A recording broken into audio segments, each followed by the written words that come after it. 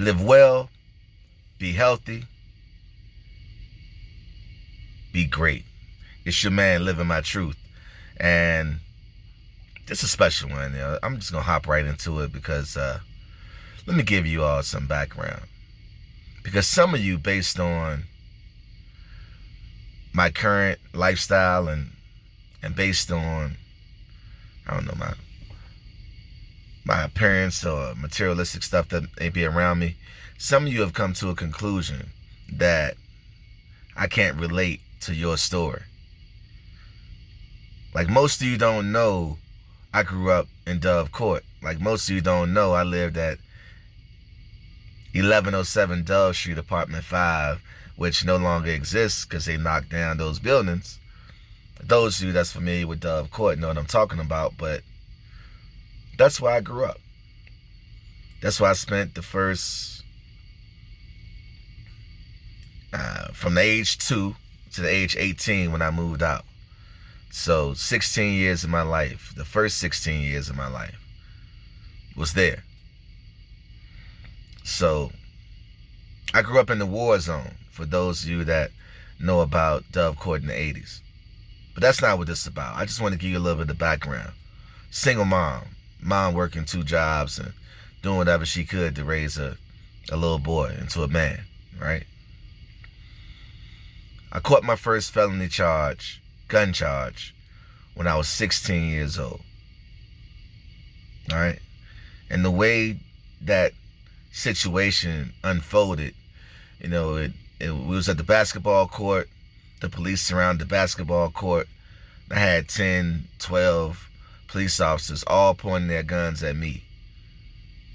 And I had a gun in my pocket, my right hand pocket. And I remember when they told me to take my hands out of my pocket, because I had my hand in my pocket, because I wanted to throw the gun over the fence when I saw the police coming towards the basketball court. So, but that's not what this is about. I just want to give you a little bit of background. For those of you that have this image in your head of, I grew up with a silver spoon in my mouth, and you couldn't be far from the truth. All right?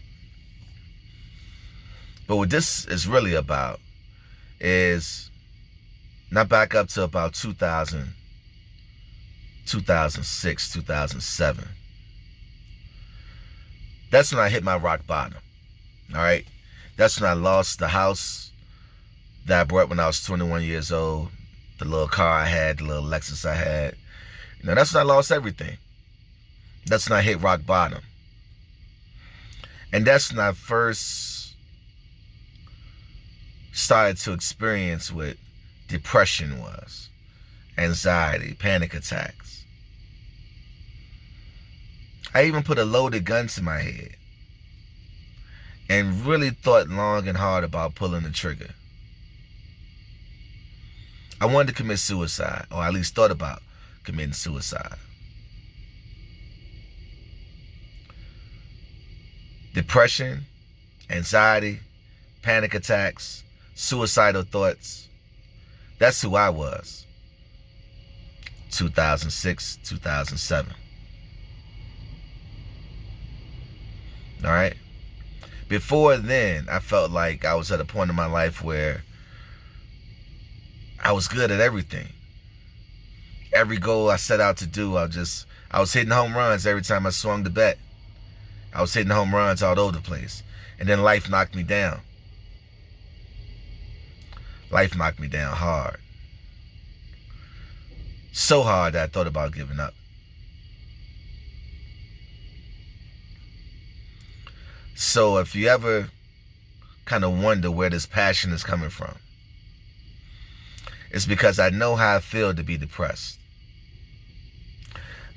I know how I feel to have panic attacks. I know how I feel to want to give up. I know how I feel to want to end it all. I know how I feel to be overwhelmed and stressed out.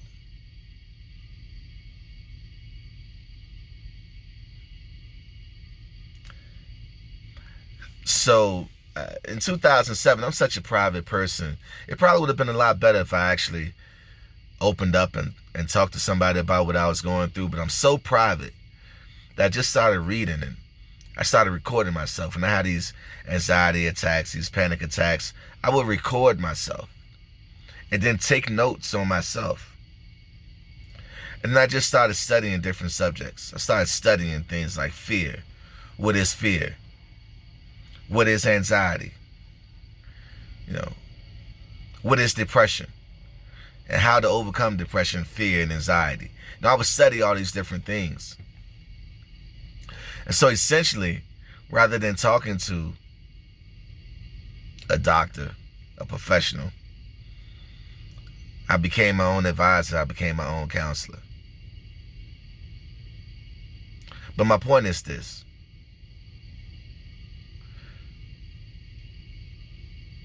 There's a few things I learned from that period in my life. One of the biggest lessons I learned is how to become my best friend. I used to have this saying, no one could be harder on me than I can be on myself. No one can be harder on me than I can be on myself. I used to take pride at being extremely critical of myself. I used to take pride in criticizing myself. That's what being hard on yourself is. But I realized the key to getting back in the driver's seat of your life is the opposite of that. It's to stop criticizing yourself and to start encouraging yourself and becoming your own best friend. So I literally had to learn how to become my own best friend by stop criticizing myself and starting to encourage myself. And once I actually learned how to love myself and have a healthy relationship with myself, my entire life began to change. How did I do that? The very first step that I can recall that for me changed everything was what I call the mirror exercise. I looked in the mirror and you state your name. And then you say, I love and accept you exactly as you are. First time I did it, I cried. It was difficult the first time because I hadn't realized how critical I've been to myself until that moment. So I started doing that 3 times a day. And I did it so often that it just became a lifestyle. I didn't have to keep on repeating it. It just became something that I lived every day. I had to learn how to become my best friend. And then the second lesson that I learned that really changed my life is perspective. How to keep things in perspective. Think about it like this. Think about the worst day you ever had your entire life. The worst month you ever had your entire life. The worst year you ever had in your entire life up until this point. And think about how hard it was back then. How impossible it seemed that you would get through back then. And look at you now. Every bad day, every bad week, every bad month, every situation you was in where you had no idea how you was going to make it through, you made it through. And that's the lesson I had to learn. That's the lesson I had to learn. We are undefeated.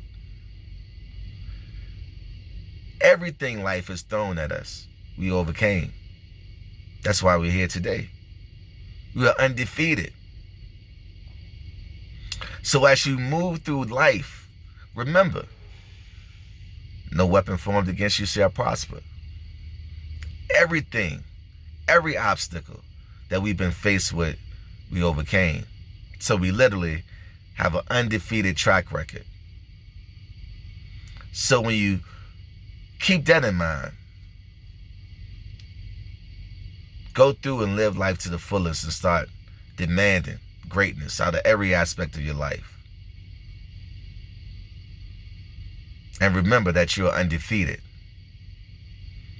And everything that you went through, you overcame. And guess what?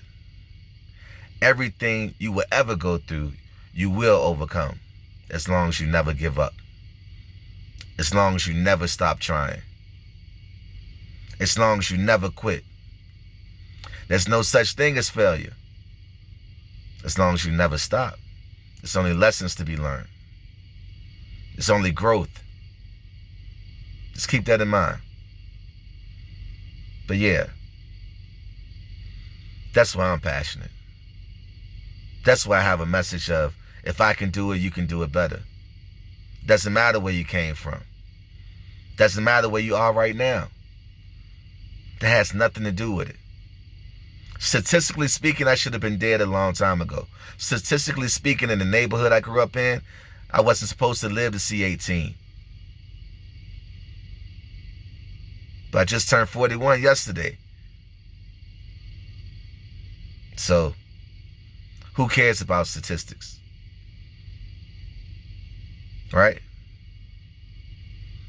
You define you. Don't let nobody else define you. You define you. You are in the driver's seat of your greatness. The only way you can't get to where you're going is if you stop. But if you never stop, you will get there. No, it's not going to be easy. Yes, it's going to be work. But everything worth having is worth working for.